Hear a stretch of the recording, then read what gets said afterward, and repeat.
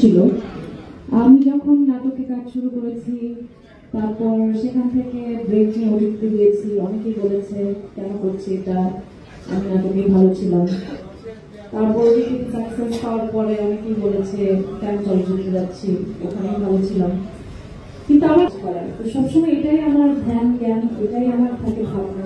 তো সেই জায়গা থেকে আমার কাছে মনে হয়েছে ইনসাফ আমাকে ওই নেক্সট লেভেলে নেওয়ার মতো একটা কাজ, এবং এই কাজটার মাধ্যমে আমি যেটা অ্যাচিভ করতে চেয়েছি, চেষ্টা করেছি সেটাই করার।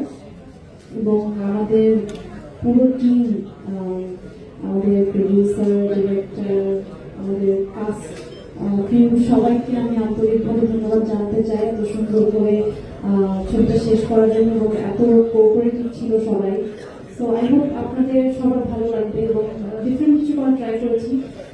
ইকোনমিতে একটা কথা আছে, high risk high reward. So definitely it was a high risk for me and hoping for a high reward. Thank you.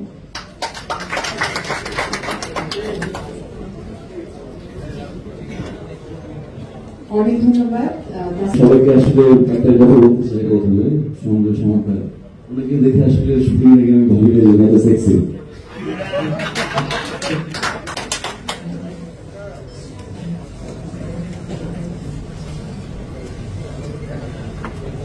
আসসালামু আলাইকুম সবাইকে, শুভ সন্ধ্যা। সবাই তো বলে গেল কথা,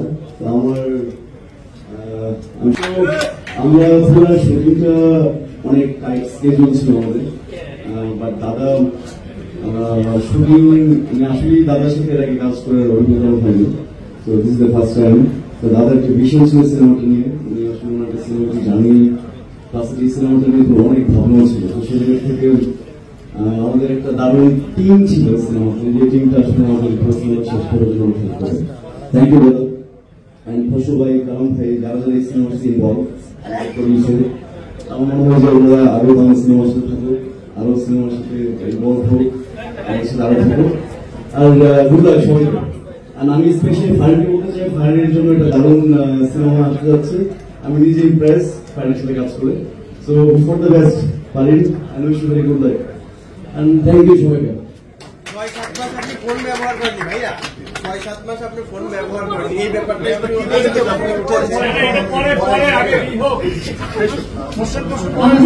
সেশন আছে সবার শেষে। তো ইনসাফের জন্য অনেক অনেক শুভকামনা। এবারেই ফারিনকে সেই সাথে অনেক অনেক শুভকামনা ইনসাফের জন্য। তো এবার আমি যাকে এখানে আমন্ত্রণ জানাবো, তার অনুভূতি ব্যক্ত করেন। প্রত্যেকটি চলচ্চিত্রের জন্য তিনি প্রশংসিত হয়েছেন, এবং আমরা সবাই শুনেছি ইতিমধ্যেই যে ইনসাফ চলচ্চিত্রের জন্য তিনি প্রায় 7-8 মাস নাকি মোবাইল ফোন ব্যবহার করেননি। এমনও ঈদ গেছে যে আমরা একসাথে তার একাধিক চলচ্চিত্র পেয়েছি, এবং প্রত্যেকটি চলচ্চিত্রে তিনি তার অভিনয়ে অনেস্টি দেখিয়েছেন। যেহেতু সময় নিয়ে, বিরতি নিয়ে তিনি শুধুমাত্র ইনসাফ দিয়ে আমাদের মাঝে হাজির হচ্ছেন, তো বোঝাই যাচ্ছে যে কতখানি ডেডিকেশন তার ছিল। নানা শরীফুল রাজকে